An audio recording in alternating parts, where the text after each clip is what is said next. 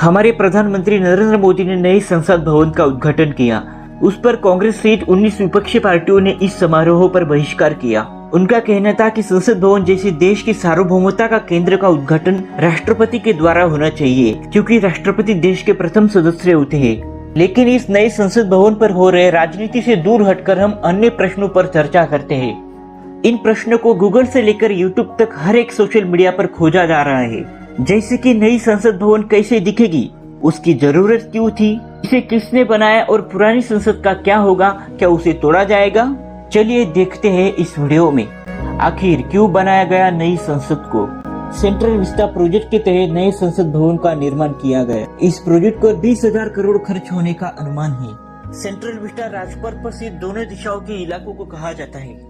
इस central Vista के दायरे में राष्ट्रपति भवन, संसद भवन, नॉर्थ ब्लॉक, साउथ ब्लॉक और खुद राष्ट्रपति का घर भी आता है। हमारे देश का जो अभी पुराना संसद भवन है वो करीब 100 सालों से भी ज्यादा पुराना है। लेकिन इस मौजूदा संसद भवन में सांसदों को बैठने के लिए पर्याप्त जगह नहीं थी।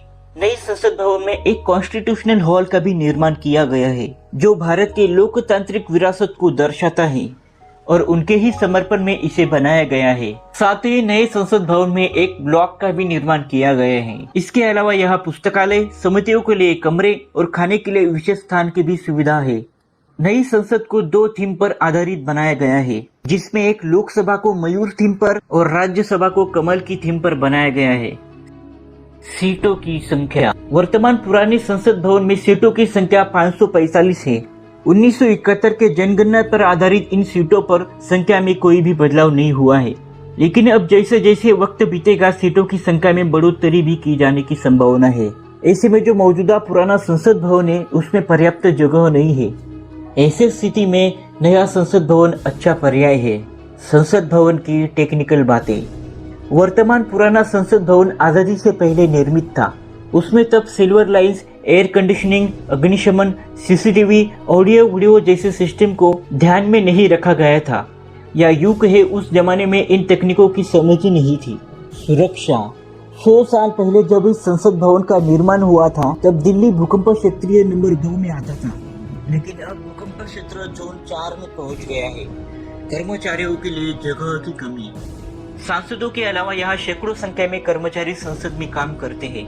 जैसे जैसे वक्त बीतता रहा है, देश की आबादी भी काफी ज्यादा बढ़ रही है, जिसकी वजह से लगातार बढ़ते दबाव के चलते संसद में काफी भीड़ होने लगी है। इसीलिए पुराने संसद भवन की जगह काफी कम पड़ने लगी है। क्या खास है नई संसद में? नई संसद में लोकसभा भवन राष्ट्रीय पक्षी मयूर पर, राज्यसभा को राष्ट्रीय फूल कमल पर डिजाइन किया गया है। पुरानी लोकसभा में अधिकतम 552 सदस्य बैठ सकते हैं, जबकि नई संसद में 888 सीट की क्षमता है। पुराने राज्यसभा भवन में 250 सदस्य की बैठने की क्षमता है। वही नई राज्यसभा भवन में बैठने की संख्या 384 है। इसी के साथ ही नई संसद भवन की संयुक्त बैठक के दौरान उसमें 1272 सदस्य बैठ सकते हैं। माहिती के अनुसार नई संसद भवन में सभी महत्वपूर्ण व्यक्तियों के लिए अलग अलग दफ्तर दिया जाएगा। इसमें डिजिटल सुविधाएं होंगी। नई संसद की इमारत में कॉन्स्टिट्यूशनल हॉल यानी कि संविधान हॉल भी होगा। यहाँ भारतीय संविधान की मूल प्रतियों को भी रखा जाएगा। साथ ही यहाँ सांसदों के बैठने के लिए बड़ा हॉल, लाइब्रेरी, समितियों के लिए अलग अलग कमरे और भोजन सहित पार्किंग के लिए भी सुसज्ज जगह होगी। इस पूरे निर्माण का क्षेत्र 64,500 वर्ग मीटर में फैला हुआ है। मौजूदा पुरानी संसद भवन से नई संसद भवन का क्षेत्रफल 17,000 वर्ग मीटर से अधिक है। क्या होगा पुरानी संसद का? पुरानी संसद को ब्रिटिश वास्तुकार सर एडविन लुट्येंस और सर हर्बर्ट बेकर ने एक काउंसिल हॉल के रूप में डिजाइन किया था। इसे बनाने में लगभग 6 साल लगे। इसका निर्माण 1921 से लेकर 1927 के दौरान किया था और उस वक्त इस इमारत में ब्रिटिश सरकार की विधान परिषद काम करती थी। इस भवन के निर्माण पर उस वक्त लगभग 83 लाख रुपए खर्च हुए थे। हमारा देश आजाद हुआ था तब इस काउंसिल हॉल को संसद भवन के रूप में स्वीकार किया गया था। अब पुरानी संसद भवन को एक हेरिटेज के रूप में माना जाएगा। संसद भवन को किसने बनाया? संसद भवन की इमारत को बनाने का कॉन्ट्रैक्ट टाटा प्रोजेक्ट्स लिमिटेड को मिला था। ने सितंबर 2020 में 862 करोड़ रुपए की बोली लगाकर इस ठेके को हासिल किया था। संसद भवन सेंट्रल विस्टा प्रोजेक्ट का हिस्सा है। संसद भवन का पूर्ण ब्लूप्रिंट गुजरात के स्थित आर्किटेक्ट फॉर एचपीसी डिजाइन्स ने किया था।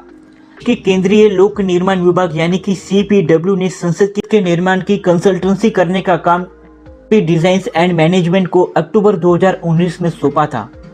कि नई संसद भवन को पुरानी संसद की तुलना में आधुनिक तरीके से तैयार किया गया है। इस संसद के निर्माण में डिजिटल सुविधाओं को भी काफी ध्यान में रखा गया है। ये वीडियो आपको पसंद आया तो इसे अपने दोस्तों के साथ शेयर कर दीजिए। इसी वीडियोस देखने के लिए हमें सब्सक्राइब कर दीजिए।